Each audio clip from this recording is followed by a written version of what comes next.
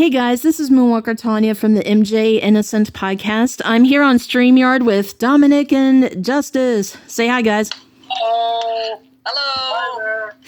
What's up? Yeah, so we were on a YouTube live and, well, unfortunately it was taken down because we were playing some copyright music. But anyway, so the three of us, yeah, so we've been on StreamYard for like maybe the last hour and a half or something like that. So we're just talking and... It's definitely been a while, yeah. Yeah. I can actually probably check. Hold on. Actually, it's almost 5 o'clock. Oh, crap. Yeah. We've been sitting here for the past like 6 hours total, if you count how long the stream went. Oh my gosh. Yeah, so Goodness. yeah, so we were just talking about MJ, of course, and Dominic said something very interesting, and then I think what we're going to do is, Dominic, just in a sec, I want you to repeat what you said regarding, like, if we didn't have the 93 allegations, because a lot of people... You know, they're tired of hearing the allegations, which I understand, because even though I've been defending Michael for almost 3 years on YouTube, at least, you know, it can be exhausting. But Dominic here, he made a very good point. So go ahead, Dominic. Spill it. Well, first of all, I believe that Michael Jackson would still be alive. But second of all, the biggest thing, if the allegations never happened, we would have never got History. Yeah. Yes. Full-blown album. Like, come on, you would have never had Scream. You would have never had They Don't Care About Us. You would have never had This Time Around. GS, Money, Tabloid Junkie, Too Bad. Yeah. Never had those songs. True. Yes. I think History is probably Michael Jackson's most artistic album. Yes. That's the word I'm looking for. Yes. Absolutely. Yeah, it's his most... I can't think of the word right now. I'm so tired. Oh, you're perfectly fine. Like, that's why... His most artistically expressive album, I think, is what I'm looking for. Yeah, and that's why I love it so much. Like, you know, like History, that's why History is my favorite album, because I feel like it was Michael's way of saying, like, F you to the media, I'm going to tell you, like, what's actually going on. Exactly, yeah. It was literally his middle finger to the tabloids. Like, screw you, I'm gonna tell the story like it is. Yeah. Yeah. And imagine all the projects we could have got.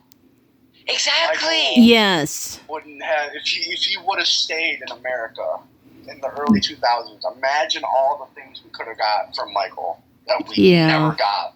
We could have probably got like Grammy performances. Because didn't he like flee the country in the early 2000s for a bit? Well, he went on vacation. He went on vacation, but he didn't really flee the country until after the trial. I was about to say, he left the country after the trials. Yeah. Yeah. I remember he like moved to some like third world country or something like that. Something like that, yeah. I don't remember exactly where he went. No. It wasn't in America. I know that. It was like... Wasn't it Europe or something like that? It was definitely... It must have been. It must have been. The place had a weird... I don't remember. But, yeah, imagine all the things we could have got. Imagine This Is It. Yeah. Yeah, imagine what about that album, Will I Am? That could have happened. And actually, in fact, it wouldn't have been a comeback tour because he would have still been in America. Yeah. Right. They wouldn't have been able to call it a comeback tour. In fact, they might not have even been called This Is It for all I know. Yeah. For all we know, it could have just been like a tour for the Will I Am album that Michael was working on at the time. Who knows? Yeah. Honestly, I feel like he probably could have kept going if it never happened. I think, yeah, because what happened was with the whole Pepsi commercial and then the whole thing with the allegations, like, well, the first allegations were bad enough, but I feel like that people respected Michael again, like once the History tour came out and they saw it. Well, I mean, the fans who thought of it the same way that we did, that it was extortion. But then when the trial happened, that was like the final blow. Yeah. Right. It was like the final swing. Yeah. You could say. Yeah. I feel like Michael's capabilities as an artist, as a songwriter, really like I feel like the allegations really like brought him up as an artist, and I'm going to tell you why. Because before the allegations, I mean, you listen to Off the Wall and Thriller, you know what I mean? Mm-hmm. Those songs, a lot of those songs didn't really have meanings like that. You know, I mean, you listen to Wanna Be Starting. I mean, yeah, the songs have deeper meanings, but it's not like, you know, a song like They Don't Care About Us, you know, that's No, it's not something like that. Yeah. No, it's not. Beat me, hate me, you can never break me, you know, stuff like that. Yeah. Michael never had a song like that. I mean, you could argue Beat It was, you know, kind of a similar, you know, what I mean? Like Beat It is a hard hitting song, but it's not really a song that you like associate with like from the allegations, because I mean it was before that.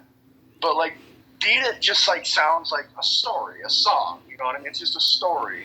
Yeah. You listen to They Don't Care About Us in songs from history, and you can genuinely tell that it's coming from his heart. Yeah. Yeah. It's like coming from him. Like this is like it's more believable. Like these are things that are happening. You know what I mean? And you listen to Earth Song. You know, and like Yes. Earth Song is like, and even actually, I will say this. I've listened to. The only song that legitimately gives me goosebumps is Little Susie. Oh, yeah. Yeah. That song literally gives me, every time I hear it, it just gives me goosebumps. It's like I genuinely get like a chill up my spine.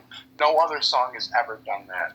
Right. I feel like History, he like really, like the allegations like kind of helped him artistically, if that makes sense. Yeah, it was also kind of like his music was a coping mechanism.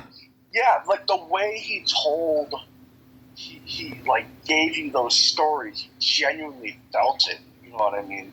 Right. With like, as of Off the Wall and Thriller, it was more like bubblegum pop, you know what I mean? Yeah. Right, yeah. You know what I mean? And it's just, you know, as much as I love Off the Wall and Thriller, I personally prefer Off the Wall and Thriller, musically, you know what I mean? Mm-hmm. Like instrumental wise, you know, with the synthesizers and the drum machine and all that. But I feel like artistically and lyrically, History and everything post History was better lyrical wise. Mm-hmm. Right. Like I'm not a big fan of like the new jack swing that came with Teddy Riley for like Dangerous and all that. But like I said, lyrically, I just think the songs are structured better with History. Yeah. Yeah, and I could tell that he really put his emotions and soul into that album, but which is pretty much what he would do with anything, obviously. But there was something about History that felt extra personal. Mm-hmm. Yeah. And there's always a thing that I've heard that trauma builds character. Yes. Because I don't know if you guys saw, and I'm not going to ask if you've seen every single one of my videos, but, but in my most recent videos, I have talked about how I was, sexually assaulted and sexually harassed when I was in high school. And but you know, I still have those videos on my channel if you want to check them out. But, yeah, so I basically told my story, and you know, Matt also mentioned that it's not really a good idea to use your personal experience to make opinions, which is true. But at the same time, the reason why character. Yeah, and I told my story because I made it very clear that when those things happened to me, I mean, yeah, I was a teenager, but at the same time, like how Wade and James would always say, like, oh, I didn't know anything, like, I didn't know it was abuse or anything like that. Like, at that time, I didn't know anything about the birds and the bees, you know, so, and I knew what those guys did to me was wrong. So exactly, like you would know that was wrong, even if you didn't know what the birds and the bees was, you would still know that what you had was something bad. Yeah, because, our parents would always say, keep your hands to yourself, and there are places on someone's body that you don't touch. Yeah. That's just how it goes. And I even said this in my video because Wade even tried to say, like, if you tell anyone what we're doing, both of our lives will be over and we'll both go to jail. Like, if someone said that to me back when I was between the ages of 7 to 14 and somebody else said, like, I love you, Tanya, I'd be like, I love you too, but we can't tell anybody, right? Because our lives will be over and we'll go to jail. Like that's literally what I would say, because then I would be afraid. Well, yeah. Right. Yeah. So, I mean, and to be honest with you guys, I really do not believe that all the people who say that they believe Wade and James, I don't think they genuinely believe them. Nah. They're probably just making it up. Yeah. I mean, even when I went after Roxanne, which a lot of my subscribers want me to go after. And just so you guys know, because I'm still recording, guys. Of course. Yeah. I know that some of you guys have been wanting me to go after Roxanne, but I think it would be more entertaining if I did it on a live stream with a few other Moonwalkers. So I'm just trying to figure out which platform I can do it on, because unfortunately I can't go live on my channel. Well, I mean, I could, but it would be difficult. So. And we can do it on mine. Oh, I have live streaming access. We can probably do it on my channel. Oh, okay. I can do it too. Yeah, so I was thinking that maybe what we could do is if we go live on either one of your channels or something, I could share it to the community tab so that we could, So, yeah, I think that would be a good idea. So at least that way I can still give the audience what they want. So. Exactly, yeah. That'd be a fun idea. Because I actually did go after her. Because, like, for example, like how some people try to say that those art books that Michael had, they try to say it was child porn. Yeah. Well, I said to Roxanne in the comments on one of her videos, I said, they are art books, and Michael did not purchase them. He received them in the mail from a fan. And she responded to me saying, wow, you are so delusional. Oh my God. I was like, no, I'm not. That comes, I guess you say in a sense, that's something that a delusional person would say. Being like, oh, you're so delusional.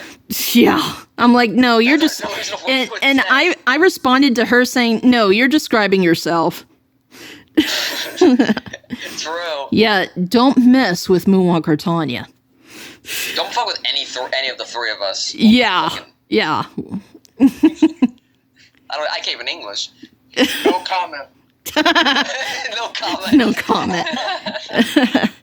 But yeah, Dominic, that was a very good point, because I never thought of it that way. Like, because, that's why it's so weird to me, because I always thought of, DS and Tabloid Junkie and Money and stuff like that. Like, when I heard that on the History album, like, I was like, it was Michael's way of defending himself against the allegations. But then I never thought that if those didn't happen, we probably wouldn't have those songs. But so I guess it's kind of like Michael, I guess, even, Actually, you know what? Even some of the songs on Invincible. Right, like, wouldn't Privacy also not exist? Privacy. Oh, yeah. And Unbreakable. We would have never had Unbreakable, Invincible, I'm trying to think. Privacy, Threatened. We wouldn't have gotten Threatened. We would probably still have The Lost Children or You Rocked My World. Those songs. Well, yeah. Yeah. I love The Lost Children. I love that song. Dawn, Heaven Can Wait, Rock My World, Butterfly, Speechless. The songs like that, Don't Walk Away, You Are My Life, Cry, Lost Children, whatever. All those songs were fine. Yeah. But Privacy, Threatened, and Unbreakable would have never had those. Yeah. Like, a lot of Michael's best work artistically, we would have never had. That's right. I mean, that's really the only positive thing that I can see out of that horrible situation. Yeah, I mean, that's pretty yeah, bad. I mean, if you really think about it, yeah, it was a horrible situation, but we got all of these beautiful things from it at the same time. Yeah. So, I mean, really, if you ask me, I feel like the good kind of outweighs the bad in a way. Yeah. Because, I mean, we would have, like, literally, some of his most popular songs we would have never had.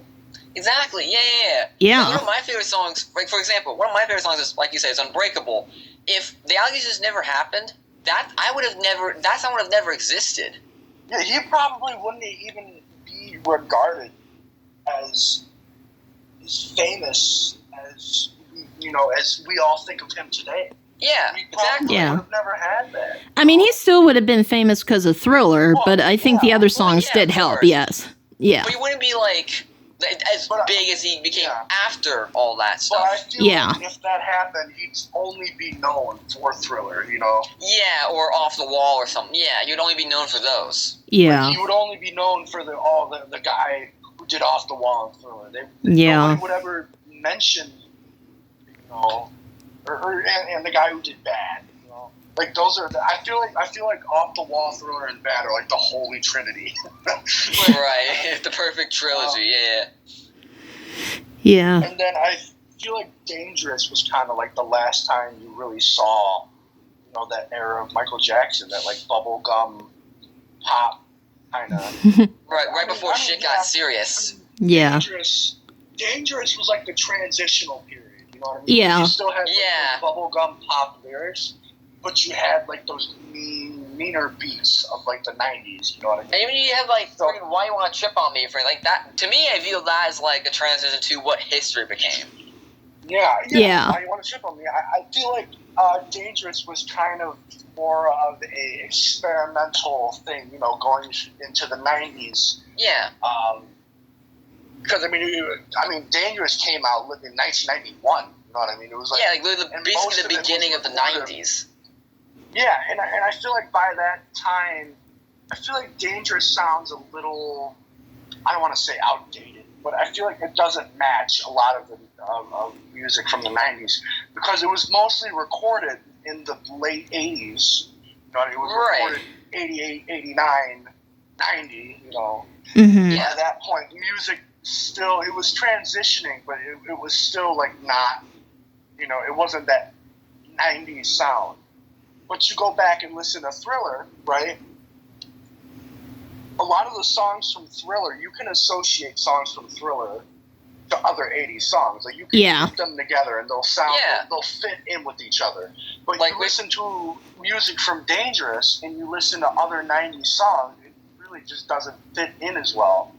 No. The same thing with Bad. I mean, you can group songs from Bad and Thriller into other 80s songs, even songs from Off the Wall. Like it blends in seamlessly. But Dangerous is kind of like the odd one out, where I feel a little bit fit with all the rest. Yeah. And don't get me wrong, I don't think Dangerous is a bad album. I just think it just doesn't really. I just feel like it's so different. Right. I mean, with each Michael Jackson album, something carried over from each album. Yeah. But Dangerous, it just feels like an entirely different thing. It's not really like when it came out. It really wasn't really the thing people were used to when you listen to Michael Jackson. You know what I mean? But I feel like he really mastered it when it came to history. Like when they were doing the history sessions, it really, I think that's when he mastered it. Yeah. Yeah.